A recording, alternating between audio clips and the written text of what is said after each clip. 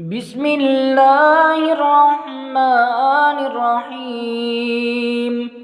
تبارك الذي بيده الملك وهو على كل شيء قدير، الذي خلق الموت والحياة ليبلوكم أيكم أحسن عملا وهو العزيز الغفور، الذي خلق 7 سماوات طباقا ما ترى في خلق الرحمن من تفاوت فارجع البصر هل ترى من فتور ثم ارجع البصر كرتين ينقلب إليك البصر خاسئا وهو حسير، ولقد زينا السماء الدنيا بمصابيح وجعلناها رجوما للشياطين وأعتدنا لهم عذاب السعير، وللذين كفروا بربهم عذاب جهنم وبئس المصير.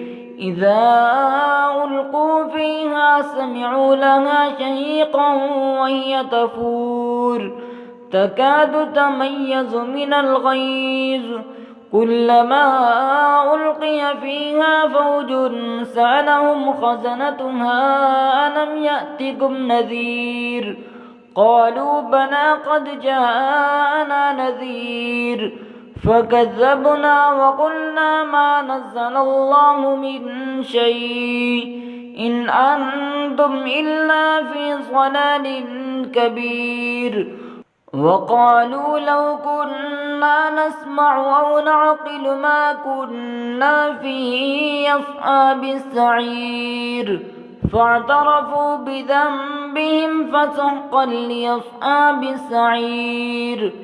إن الذين يخشون ربهم بالغيب لهم مغفرة وأجر كبير، وأسروا قولكم أو اجهروا به إنه عليم بذات الصدور، ألا يعلم من خلق وهو اللطيف الخبير.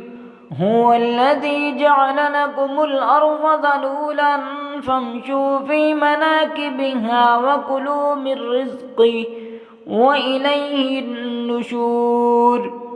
أأمنتم من في السماء أن يخسف بكم الأرض فإذا هي تمور، أم أمنتم من في السماء أن يرسل عليكم حاصبا فستعلمون كيف نذير.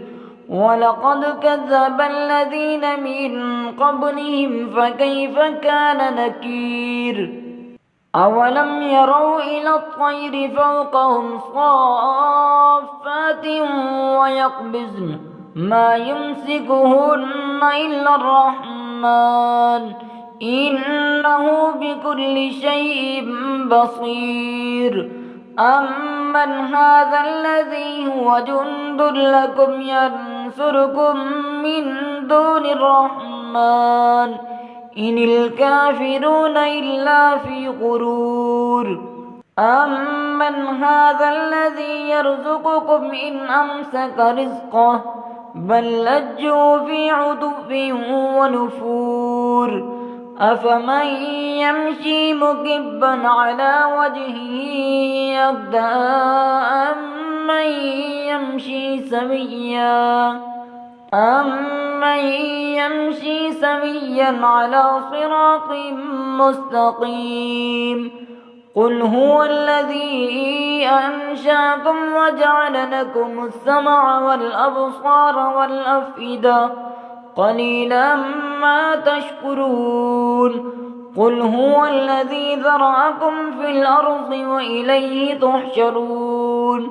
ويقولون متى هذا الوعد إن كنتم صادقين.